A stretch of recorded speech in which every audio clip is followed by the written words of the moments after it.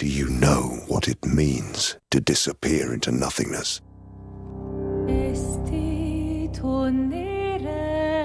Their memories, their dreams, their love for each other. We exist for as long as she wants. You won't yet understand. But this is a kindness, not a cruelty. The plan doesn't change. We keep heading north. We aim for the monolith. I am not letting Mael die out here. I've been having nightmares.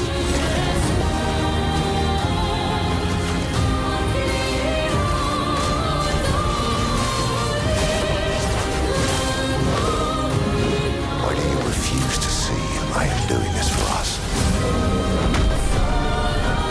Felt familiar somehow.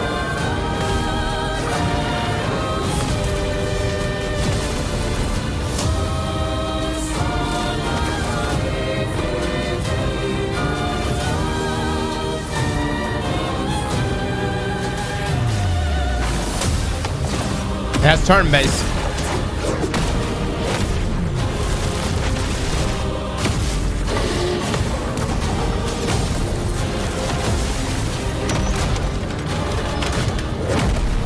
May everything be decided Before their very eyes between the bars, of their prison, in the shadow. of the monolith.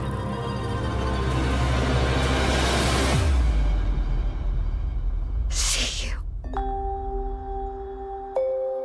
in the next life.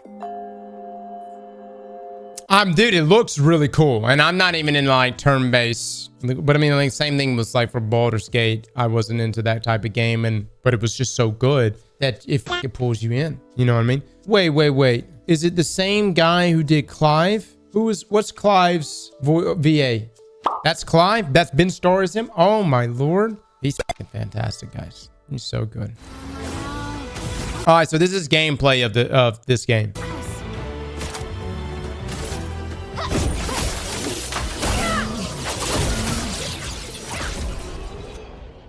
Ever since I pitted my brand new Bulbasaur against my rival's Charmander in the opening chapter of Pokemon Red, I've loved turn-based combat. But I know this style of battle isn't for everyone. Plenty have skipped over the likes of Baldur's Gate 3, Persona 5, and Marvel's Midnight Suns because of the slower, more managerial-like pace of turn-based combat. Clair Obscur Expedition 33 wants to provide the solution to those issues. The upcoming RPG has plenty of smart ideas that aim to evolve turn-based battles, transforming them from baton-passing attack sequences to thrilling, skill-heavy conflicts.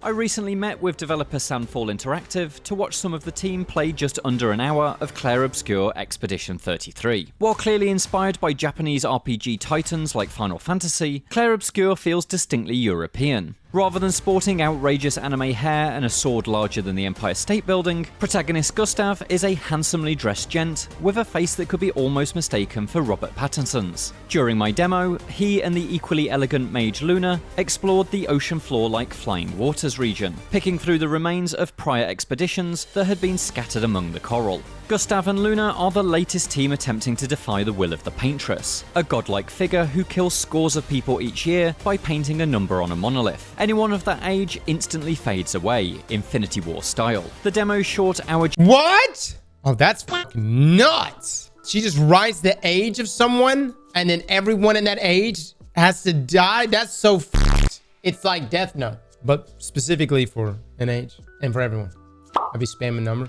Sucks to be 30. Yeah, I gotta ask, because I mean, I am in that 30-year-old range. What the? Why? Why are we being targeted? Why are my 90s kids being targeting right now? Duration didn't allow for much insight into this story, but what was obvious was the dark and melancholic tone. It seems somewhat literary, in a manner that I found very appealing, rooted in its characters' emotions and fears. Gustav was soon reunited with his foster sister, Mael, and together with Luna, the trio formed a full party. That brings us to those aforementioned evolutionary ideas for turn-based combat. Sandfall was inspired by Sekiro's parry system to implement skill-based elements into the genre's traditional tactical framework. The result is quick-time event-augmented turns, with reflex and timing-based actions required in both the attack and defend phases. Clair Obscur isn't the first turn-based RPG to use QTEs in combat, but it's the first that I've seen that seems to put equal emphasis on both the action and tactical aspects. Every attack demands some kind of input, be that reflex testing button prompts or manually aiming a weapon at targets. More complex attacks chain together QTEs, providing a better sense of kinetic energy in each phase of the fight. But it's when your characters are on the defensive that Clair Obscur's action elements really impress. You can dodge, jump, or parry every incoming blow, and perfect deflects trigger powerful counterattacks. Gone are the days of just watching a boss unleash hell on your party. Here you can actively avoid and punish damage. The developer— How y'all feel about that? It's still a turn-based strategy game, right? But you have some action aspects to it. Notice the keystrokes have to be on point whenever it's doing the rotation. And you have a parry system that can occur even when it's your boss's turn. It's more involved, much interesting to me. Might make the game too easy. I don't know what the window— yeah, it all comes down to the window there of that parry window. Has told me that you can even do a no-hit run of the entire game, right up to and including the final battle. Alongside these pacier ideas are more traditional staples. Clair Obscur Expedition 33 uses a menu-driven interface that looks like Persona 5's UI as translated by Dishonored. Each move requires a character to spend from their pool of action points, which gradually increases as the turns tick by. Parries refund 1 action point, and so there's an incentive to try and nail that deflect window. The better you defend yourself, the better attacks you can unleash on the next turn. Each character's ability set is unique to them, which hopefully makes them feel like significant individuals both in and out of combat. Spearheading their kits are special skills with bespoke mechanics. Luna is able to stain enemies with her spells, and then later consume those stains to inflict big damage, while Mael is able to switch through a variety of stat-altering stances depending on which attack she uses. Sandfall Interactive also promises a deep progression system for each party member. Each level attained allows you to upgrade each character's stats Dungeons & Dragons style, as well as choose a new ability from a skill tree. On top of that are Pictos, trinkets that provide tactic shifting passive skills, plus the unique properties of the weapons each party member wields. Sandfall promises that combining and upgrading these elements in the right way can unlock wild and destructive synergies. I hope this character build system allows players to put together fascinating tactics-driven parties akin to the way that card game players hone a deck to a particular strategy.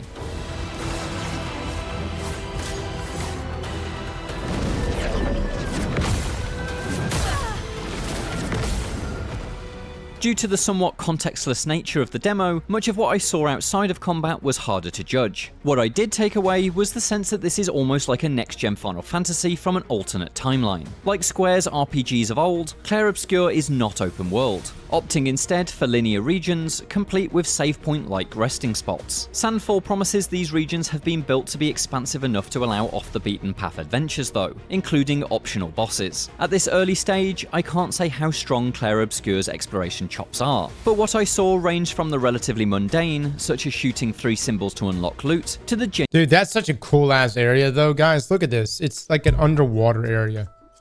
Y'all see this? But like, you see like the lighting here that's coming down. It looks really good, but keep in mind, he's saying it's not open world. I'm okay. By the way, I'm completely fine with like, you know, zones, linear zones. Like we experienced it with Final Fantasy 16. I'm okay with that. As long as it's not like too linear, where it's just like, here's your one little path, you go down, you know what I mean? You don't, it holds your hand and you just feel like it's story on rails the entire time. I'm okay with like just zones, but if they're like big enough zones, they've got a lot to explore in those zones. It doesn't have to be something that's like one end of the sandbox to the other being explored. 16 really was good, dude. I really like Final Fantasy 16. I thought the reviews for it were pretty harsh when it first came out. I really enjoyed it. Can't say how strong Clair Obscur's exploration chops are, but what I saw ranged from the relatively mundane, such as shooting 3 symbols to unlock loot, to the genuinely funny. I met a sentient French-speaking paintbrush called Noko, who I sadly can't show you here. While I've yet to form any significant opinions on its wider gameplay ideas, I can say that I really liked what I saw of Clair Obscur's world. It has concepts and characters I'm looking forward to delving into, strong voice acting, and a genuinely gorgeous graphical style. But the thing I'm really excited about is the smart skills smarts loop that the combat system seems to thrive on. A cerebral moment of lining up a clever attack is followed by a speedy burst of rhythmic button taps, a perfectly judged parry, and then it's back to quietly contemplating exactly what attack will rupture your foe's defenses. Staunchly traditional turn-based fans may consider this up and down tempo a bit too jarring, tactical combat for the short attention span generation. But from my perspective at least, this is the fresh approach the system has needed for some time. I hope when I finally get to play Clair Obscur Expedition 33 for myself, it proves itself to be a more involving turn-based experience, as opposed to a system that simply makes concessions for the action-loving crowd. For more, check out the trailer for Clair Obscur Expedition 33. Looks good, man. Again, we'll have to see. I will say that the fact that they're taking this new approach to turn-based, it's interesting. I'm willing to give it a try. The cast here of characters and voice actors is fantastic, though, especially Clive being one of the main characters there as well. The story behind, like the lore behind, you know, a god who writes a number on this pillar and then proceeds to kill everyone who is of that age, was pretty damn wicked. I mean, so, and I'm assuming that we're going to go slay that god. So yeah, the art design, all of that stuff looks cool. So this one right here, I'm wondering, oh my God, that is. So this is the one of the main characters. She must be the age of the number that was just written, and she fades away to nothing. Oh my Lord. That's fucking wild. This has been done before by Nintendo years ago. Oh, really? I don't play many. I play Zelda, a couple Mario games, Luigi's Mansion, and that's not turn-based. This game looks like it's going to need a 5090 to run. It's not going to need a 5090. Would it look good with a 5090? Absolutely. I don't like turn-based games, but this form of dynamic action is getting me interested. Let me just say this about, you know, turn-based or any game genre that you may not like. If the game is good enough, it will pull you in. I use BG3 as an example for this so many times. I've never been, that's not the kind of gamer that I am. You know, I like more action-paced games, you know, first-person shooters, things like that. But like BG3 was such a good game that it said, hey, yeah, just because you aren't a fan of this style, you're about to be. And dude, those fights were difficult. I got humbled very quickly in BG3. And then, you know, of course, everything else that made that game so great. So if the game is done well enough, it will pull us in, even people that are not a fan of this type of combat. And it'll make you a fan. Yeah, that would then pull us in more. So like I think that puts a little more stress on the narrative. You are right. Like it wasn't BG3's, I wouldn't say it was its combat system that was like the thing that pulled us in the most. It was definitely one, the narrative, two, the reaction nature of the world. There wasn't a single thing you could do in Baldur's Gate 3 that did not have a reaction or did not have an effect on the game itself. Like that game, everything had a consequence. And I know, like, I'm sure my D&D guys, like you guys, are very used to that, right? But like, I was completely new to that. And so playing that game for the first time and being like, holy shit, like every little thing, even just killing a merchant has severe consequences. I really like that. I don't know how this game is going to be, though. We'll just have to wait and see when it rolls out, see how the narrative is. And right now, the dynamic combat system for the turn-based looks good. Slap that like button like your mama told you right.